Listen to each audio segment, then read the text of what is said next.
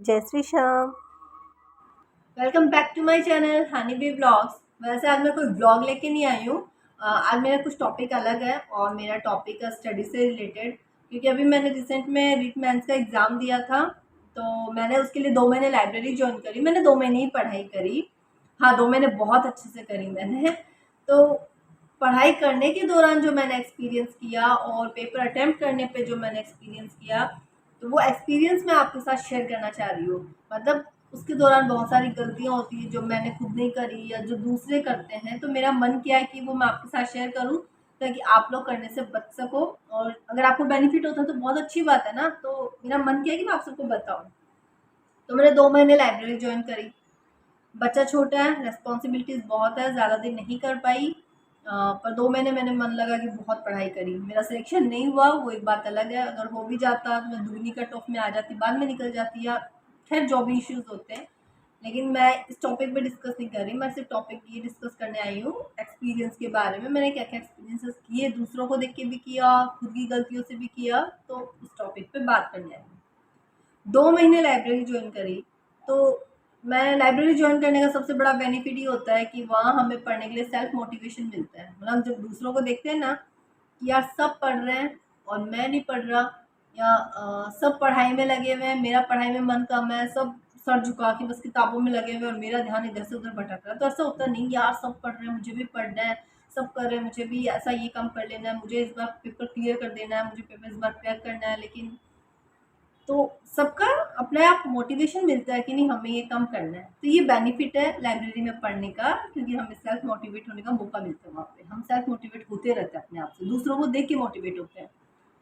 दूसरी चीज़ मुझे वहाँ लगी, जो कमी बता रही हूँ, कि बच्चे जो पढ़ने आते हैं ना, वो पूरा दिन पढ़ाई में लगते हैं। वो अपने आप को ब्रेक भी नहीं देते हैं 5 मिनट का। और शाम होते होते फिर बोलते हैं हमारा सर दुख रहा है।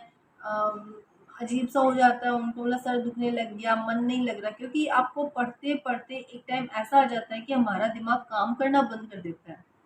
तो मैं सबसे ये कहना चाहूँगी, जब आप पढ़ने बैठो, 1 डेढ़ घंटा पढ़ो, उसके बाद कम से कम 5 मिनट का ब्रेक लो। लाइब्रेरी से बाहर जाओ, अपने किसी भी रिलेटिव से या रिश्तेदार से काफ़ी टाइम से बात नहीं करी तो उससे बात कर लो, थोड़ी देर बैठ के तो उधर झांक लो क्या हो रहा है क्या नहीं हो रहा वही देख लो।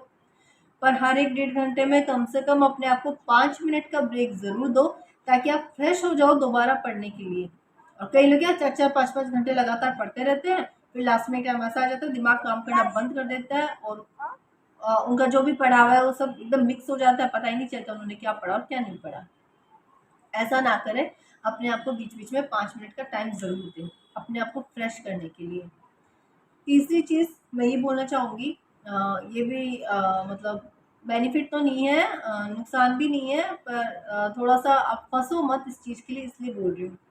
मैंने कई लोगों को देखा है कि अगर आप रीट की तैयारी कर रहे हो तो आप रीट के लेवल में पढ़ो, सेकंड ग्रेड की तैयारी कर रहे हो सेकंड ग्रेड के लेवल में पढ़ो। मैंने कई लोगों को देखा है कि आप रीट के लेवल का पढ़ रहे हो और वो इतना डीपली जाके पढ़ते हैं कि वो उनके लेवल के बाहर ही हो जाती है, आपके रीड के लेवल से बाहर चीज़ें, और आप उनको फिर भी पढ़े जा रहे हो। मतलब एक होता है ना कि हमारा जो लेवल है, आप उसी लेवल में पढ़ो, लेवल तो बाहर क्यों जा रहे हो, फिर आप फंस जाते हो उस चीज़ में। थर्ड ग्रेड का या रीट मेंस का जो भी लेवल है, आप उसके अकॉर्डिंग पढ़ो, डीपली पढ़ो, पढ़ना भी चाहिए। डीप नहीं पढ़ेंगे तो कल को कोई ऐसी चीज़ आएगी हम कैसे करेंगे। पर इतना डीप मत जाओ कि वो आपके लेवल में बाहर हो जाए। और उस एक चीज़ के लिए आप अपना एक एक दिन, कई लोगों मैंने 1 घंटा 2 घंटा 3 घंटा उसी में फंसे रहते हैं, नेक्स्ट डे फिर उठ के आएंगे, अरे तुम्हें उसका सॉल्यूशन मिला, तुम्हें उसका सॉल्यूशन मिला। और तो जो चीज़ हमारे लेवल में नहीं है क्यों फंस रहे हो उसके चक्कर में, जो है वही पढ़ो, जो हमारे लेवल में दिया हुआ है कि आपका इतना सिलेबस है, इसके लेवल का है, उसके हिसाब से पढ़ो ना।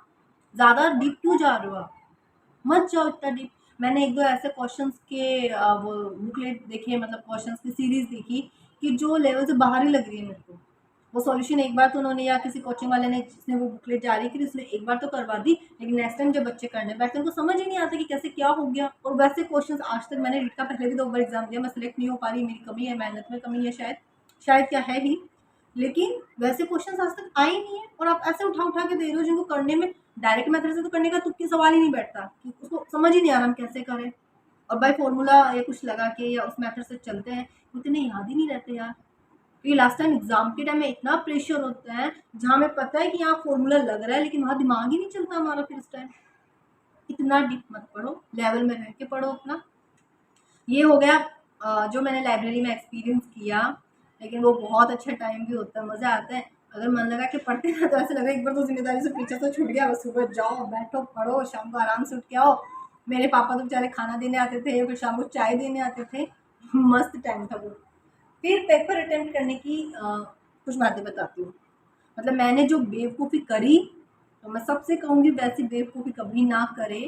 मुझे क्या लगा कि मैंने कभी सेकंड ग्रेड या फर्स्ट ग्रेड की मैंने तैयारी नहीं करी, मैंने सिर्फ थर्ड ग्रेड के लिए तैयारी करी। और इस बार जीके लगा दिया था, मैथ साइंस में भी था, तो मैंने फर्स्ट टाइम जीके पढ़ा। और फर्स्ट टाइम जीके पढ़ा तो मुझे यूँ लगा मुझे तो जीके में कुछ आता है नहीं, हालांकि मैंने 2 महीने इस बार मैथ साइंस को भी नहीं पढ़ा, सिर्फ जीके पढ़ा मैंने। तो इतना पढ़ लिया कि फिर भी मुझे यूँ लगा कि मुझे कुछ नहीं आता, हालांकि आज मुझे क्वेश्चन भी नहीं आता, उस टाइम मुझे बहुत अच्छा खासा याद हुआ। तो जब मैं पेपर अटेम्प्ट करने बैठी तो सबसे पहले स्टार्टिंग में था ही जीके। तो मुझे लगा यार जीके मुझे तो आता है नहीं, तो मैं इसको बाद में करूँगी, पहले जो क्वेश्चन मुझे आ रहा है मैं वहाँ से स्टार्ट करती हूँ। और मैंने पेपर किया उल्टा, वहाँ पे थे मैथ साइंस के क्वेश्चन और मैंने पूरा पेपर उल्टे से स्टार्ट किया। समझ रहे हो? 150 क्वेश्चन नंबर, फिर 149 किया, फिर 148 किया, फिर 147 किया। मैं उल्टे से सारा चली हूँ। और इस उल्टे से चलने के चक्कर में मैंने इतना गड़बड़ घोटाला किया अपने पेपर में कि मुझे खुद को समझ नहीं आ रहा मैंने क्या किया, मैंने क्या छोड़ा, मुझसे कितने क्वेश्चंस बीच में छूट गए, मुझसे कहाँ कहाँ गलतियाँ हुई। मतलब इतनी बड़ी बेवकूफ़ी कोई नहीं करता और करनी भी नहीं चाहिए, पर मैंने उस टाइम करी। मैं दूसरों को ज्ञान दे देती हूँ, लेकिन मुझसे गलती नहीं थी उस टाइम। ऐसी गलती कभी ना करें। आपको आ रहा है चाहे आपको नहीं आ रहा, हमेशा क्वेश्चन नंबर 1 से ही स्टार्ट करें पेपर। एग्जाम की तैयारी हो गई। सेकंड चीज, जब भी पेपर करो स्टार्टिंग से करना, जो चीज क्वेश्चंस आ रहे हैं उनको करते जाओ, जो नहीं आ रहे हैं उनको छोड़ते जाओ। जो कर लिया उन पे ऐसा कोई टिक मार्क लगाओ ताकि आपको ध्यान में रहे, जब आप दोबारा पेपर स्टार्ट करो करने के लिए आपको ध्यान में रहे कि ये मैंने कर लिया है और ये मेरा अभी रखा हुआ है, मुझे फिर से देखना है, ताकि आपको कंफ्यूजन ना हो आगे चलकर। तीसरी चीज़, जब भी कोई क्वेश्चन करो क्वेश्चन को बहुत अच्छे से पढ़ो। मैंने बहुत गलती करी है, मैंने क्वेश्चन को अच्छे से पढ़ा ही नहीं और उसका आंसर कर लिया। मतलब मैथ्स में क्वेश्चन था कि 40 से कम पॉकेट मनी से रिलेटेड क्वेश्चन था और मैंने कम वर्ड पढ़ा ही नहीं, मैंने पढ़ा 40 पॉकेट मनी और मैंने उसके अकॉर्डिंग ऑप्शन देके आंसर कर दिया। तो जब भी ऐसा क्वेश्चन आए जिसमें कम या ज़्यादा पूछ रहा है, हाँ या नहीं में पूछ रहा है, उसको ज़रूर अंडरलाइन करो या सर्किल करो, उसको हाईलाइट कर लो ताकि जब आप आंसर ढूंढने बैठो तो आपके ध्यान में रहे कि वो अगला पूछ क्या रहा है, ये गलती ना हो उनसे, वो चीज़ ध्यान में रखें। चौथी बात, क्वेश्चंस के ऑप्शन, जो क्वेश्चन के जो भी ऑप्शंस आते हैं उनको अच्छे से देखो। हमारे क्वेश्चन में हमारे आंसर मिल जाते हैं, वहीं गलती करते हैं हम। तो उसका ऑप्शन अच्छे से देखो। मैथ्स में मैंने सबसे ज़्यादा इस बार, मेरी मैथ साइंस ठीक थी और मैंने इस बार गलतियाँ ही सबसे ज़्यादा वही करी। तो मैथ्स का मैंने देखा, पावर वाला प्रॉब्लम था कि ये कौन से नंबर से डिवाइड होती है, तो आंसर उसका 5 भी था, उसका आंसर 13 भी था। पहला ऑप्शन देखा 5, दूसरा था 13 और 5, तीसरा सिर्फ 13, फोर्थ भी कुछ था। तो मैंने सिर्फ 5 देखा, उसको टिक लगा के उसको आंसर कर दिया, जबकि मैंने दूसरा ऑप्शन देखा ही नहीं कि वो 5 और 13 दोनों से हो रहा है। ऐसी गलतियां ना करो, कोई भी क्वेश्चन पढ़ो उसके चारों ऑप्शन जरूर पढ़ो। हो सकता है पहले से बेहतर दूसरा हो, दूसरे से बेहतर तीसरा निकल जाए, तीसरे से बेहतर चौथा निकल जाए, और हम चारों नहीं पढ़ते तो पहला ही सही लगा और उसको कर देते हैं। ये ध्यान रखो। मैथ्स में जब भी हम पेपर करते हैं सबसे ज़्यादा दिक्कत मैथ्स वालों को होती है, क्योंकि लास्ट में टाइम की बहुत दिक्कत हो जाती है, क्योंकि मैथ्स को करने में टाइम लगता है, तो टाइम मैनेजमेंट बहुत ज़रूरी है। पांचवी चीज़, पांचवा ही पॉइंट होगा शायद, फॉर्मूले आते हैं, पता है फॉर्मूला कहाँ कैसे पुटअप करना है, लेकिन वहाँ प्रेशर इतना होता है कि समझ ही नहीं आता, हाथों में पसीने आ जाते हैं, मेरे तो खुद के और आता है वो सारा भूल जाते हैं। अच्छा खासा बेचारा फॉर्मूला लग रहा था a² - b² का, पर पता नहीं वहाँ मैंने क्या रामायण करी, क्या रामायण करी, उसका आंसर ही नहीं मिला मुझे, पता नहीं कहाँ कंफ्यूज हुई मैं और मैंने उसको गड़बड़ कर ली। उस टाइम थोड़ी सी शांति रखने की जरूरत थी, ये मैंने गलती करी। प्रेशर होता है, सबको होता है। आज ज्ञान में दे रही हूँ लेकिन मुझे भी होता है और शायद आपको फिर से होगा, चाहे आप कितने भी ऐसे वीडियोस क्यों ना देख लो, सबको होता है। लेकिन शायद जब भी लगे बहुत प्रेशर हो रहा है, थोड़ा सा काम हो जाओ, थोड़ा शांति करो, अच्छे से एक सांस लो, सोचो क्या करना है फिर करो। जितना जल्दबाजी में करते हैं उतने काम खराब होते हैं, जितना शांति से करेंगे चीज़ें आराम से हो जाती हैं। हम जल्दबाजी करते हैं, एक के बजाय दो, दो के बजाय 3 गलत करते हैं। शांति से काम करते हैं, एक ही बार में अपना आंसर निकल आता है, फिर भी हम कंफ्यूज होते रहते हैं। तो ये भी गलती मैंने करी थी।